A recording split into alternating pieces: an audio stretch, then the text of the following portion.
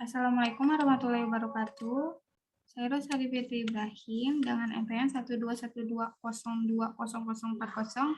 Di sini akan menjelaskan dan mempraktikkan uji asumsi klasik. Uji ini dilakukan terhadap model regresi yang digunakan dalam penelitian untuk menguji baik atau tidaknya model regresi tersebut.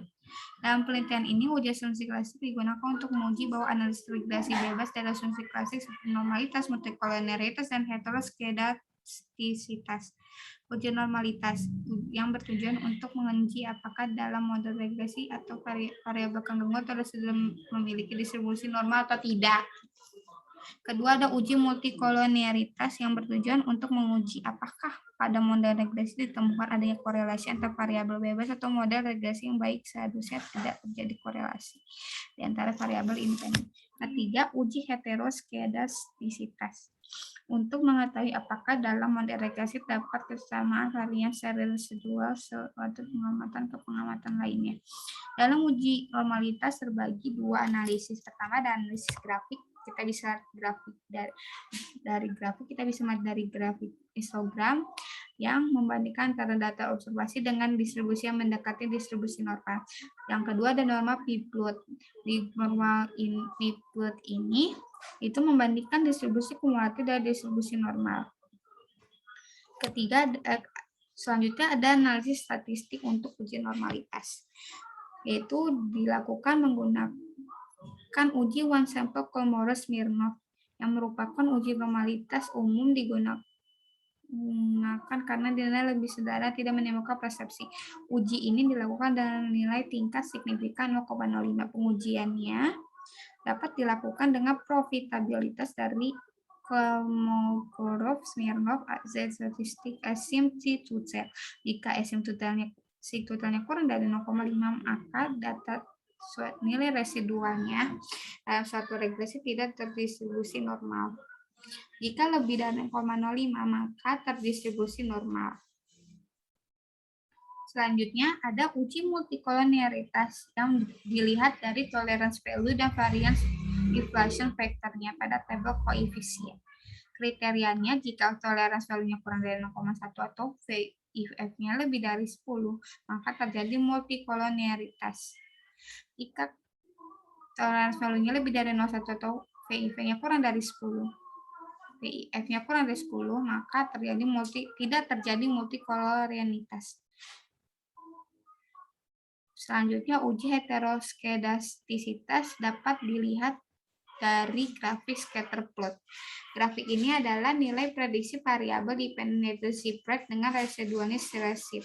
Deteksinya tidak adanya heteroskedasitas dapat dilakukan melihat ada tidaknya pola tertentu pada grafik scatter plot antara statistik dan spread yang telah diprediksi. Selanjutnya ada uji hipotesis. Uji hipotesis dilakukan untuk menggambarkan mengenai hubungan antara variabel independen dengan variabel dependen. Terdapat 3 uji hipotesisnya. Pertama ada analisis regresi linear berganda, kedua ada pengujian parsial atau uji statistik T, dan pengujian simultan atau uji statistik F. Ketiga ada uji koefisien determinasi. Selanjutnya, pertama kita akan membacakan mengenai uji regresi linear berganda atau multiple regression. Penggunaan regresi linear berganda ini karena adanya banyak faktor dipengaruhi lebih dari satu variabel yang dapat digunakan untuk mengetahui pengaruh dari beberapa variabel bebas atau independen terhadap variabel tidak bebas atau independen. Koefisien regresi merupakan nilai ukur yang mengukur pengaruh X1 terhadap Y dan X2 terhadap Y. Bersama regresi akan menunjukkan hubungan linear antara dua variabel. Untuk melihatnya kita bisa lihat dari tabel koefisien pada kolom astada koefisien pada kolom B. Kedua ada pengujian simultan atau uji statistik F. Uji statistik F menunjukkan apakah semua variabel independen yang dimasukkan ke dalam model mempunyai pengaruh secara simultan atau bersamaan terhadap variabel dependen. Pengujian itu ada 2, berdasarkan nilai F hitung dan F tabel, dan berdasarkan nilai signifikansi hasil output SPSS. Jika di F hitungnya lebih dari F tabel, maka penelitian itu dapat digunakan. Sebaliknya, jika F hitung kurang dari F tabel, maka model penelitian tidak dapat digunakan. Sedangkan jika nilai psiknya kurang dari 0,05, maka model penelitian dapat digunakan. Sebaliknya, jika lebih dari 0,05, maka penelitiannya tidak dapat digunakan. Selanjutnya, uji parsial uji statistik T. Uji ini dilakukan untuk menunjukkan seberapa jauh pengaruh variabel penjelas atau independen secara individual dalam menerangkan variasi variabel dependen.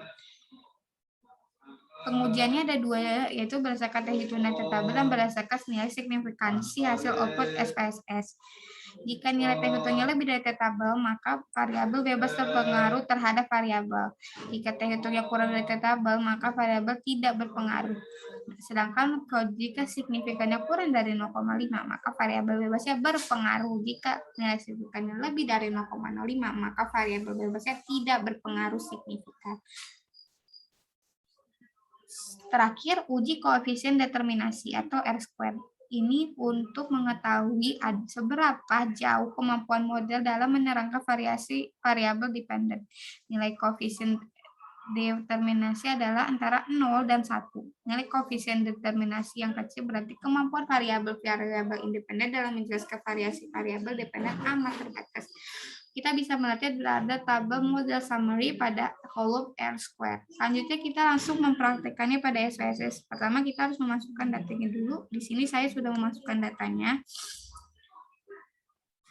Selanjutnya membuat total B, total M, dan total W untuk uji asumsi klasiknya. Di sini saya sudah membuatnya. Dan kita langsung saja ke uji asumsi klasiknya. Pertama, kita klik analyze, lalu kita klik regression, lalu kita klik linear. Di klik linear akan muncul linear regression yang dimana dependennya kita masukkan total W karena dia melakukan variabel Y, dan independennya kita masukkan total B dan total M. Dan selanjutnya kita klik statistik. Di statistik kita mencetak regression coefficient itu yang estimates, dan kita cetak juga model fit dan collinearity diagnosis, lalu kita klik continue. Selanjutnya kita ke plots. Di plots kita pilih Y di spreadsheet dan Z di spread. Lalu kita klik continue. Selanjutnya kita ke save. Di save tuh kita mencentang di predict value yaitu unstandardized yang berfungsi untuk mengetahui uji normalitas yang akan kita gunakan nanti. Selanjutnya kita klik OK.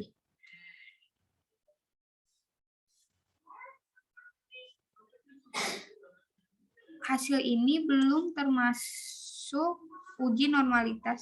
Hasil ini hanya mencapai uji T saja, maka kita langsung ke uji T terlebih dahulu. Kita klik analyze, lalu kita pilih non-parametric test, lalu kita pilih legacy dialogues. Lalu kita pilih di sini one sample QS. Di sampel QS kita pilih unstandardized ke tes variabel T list, lalu kita klik OK. Lalu semua hasil akan muncul.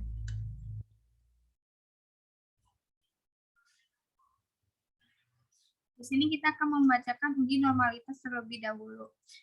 Uji normalitasnya dapat kita lihat bahwa nilai asymptotelnya itu adalah 0,030 yang berarti lebih dari 0,05 sehingga data distribusinya berjalan normal. Selanjutnya kita akan membaca uji tes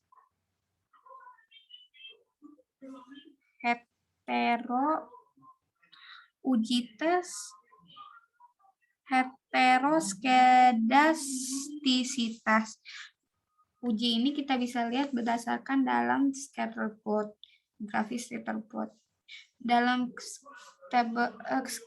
grafik ini kita bisa melihat datanya cukup menyebar yang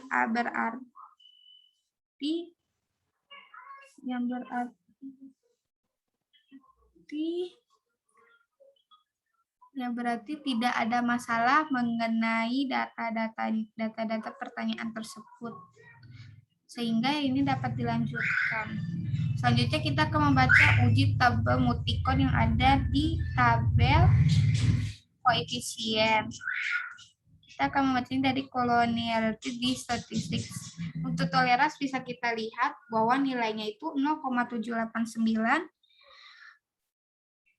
yang berarti kurang dari 0,1. Sedangkan VIV-nya itu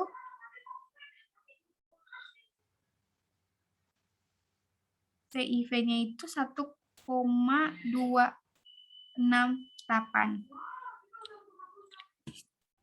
Yang berarti tidak ada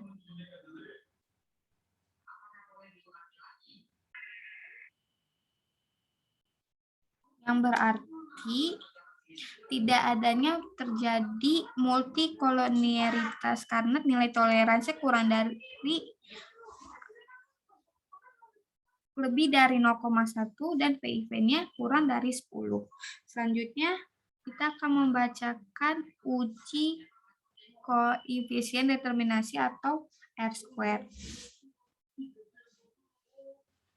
Kita bacanya dari table summary model summary. Dapat kita lihat bahwa nilai R-square-nya sebesar 0,542 yang berarti 54,2%, sehingga variabelnya yang variabel S1 dan S2 berpengaruh sekitar 52,2%, sedangkan sisanya lain dipengaruhi oleh variabel lain yang di luar independen tersebut. Selanjutnya kita akan membacakan uji F. Uji F ini kita baca pada tabel ANOVA.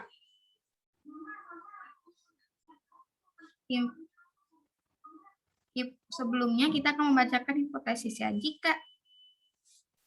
Jika signifikannya kurang dari 0,05, maka mode penelitiannya dapat digunakan. Sebaliknya, jika signifikannya lebih dari 0,05, maka mode penelitiannya tidak dapat digunakan.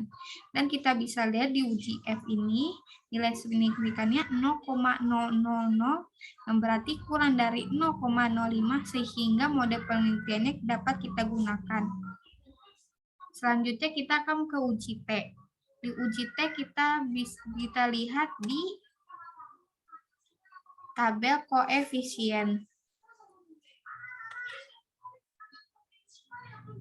Dan kita bisa di standar koefisien, standardized koefisien. Kita bisa lihat nilai B dan total B itu adalah 0,372 dan standar errornya 0,66, signifikannya itu 0,000. Untuk total N-nya itu 0,557, standar error-nya itu 0,063 dan signifikannya 0,00.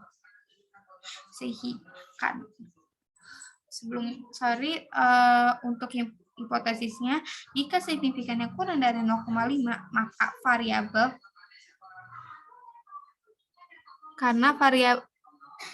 variabel bebas berpengaruh signifikan terhadap variabel terikat.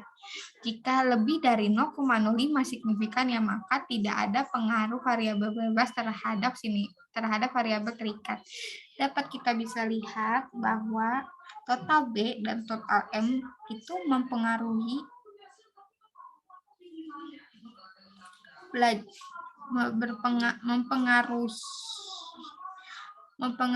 variabel terikat, yaitu total W. Total W merupakan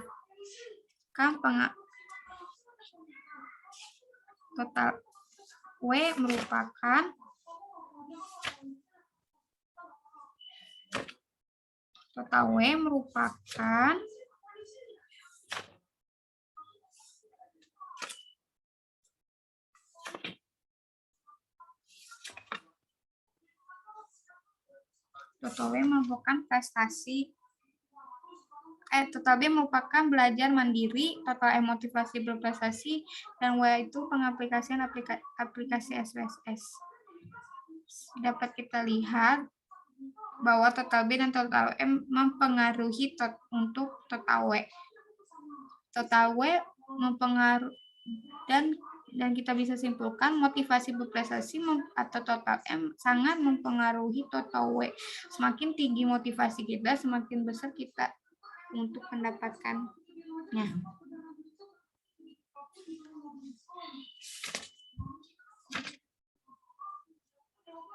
Sehingga semakin besar nilai B, maka semakin besar pengaruhnya pada variabel terikat. Sekian dari saya. Mohon maaf bila ada kekurangan atau kesalahan kata. Wassalamualaikum warahmatullahi wabarakatuh.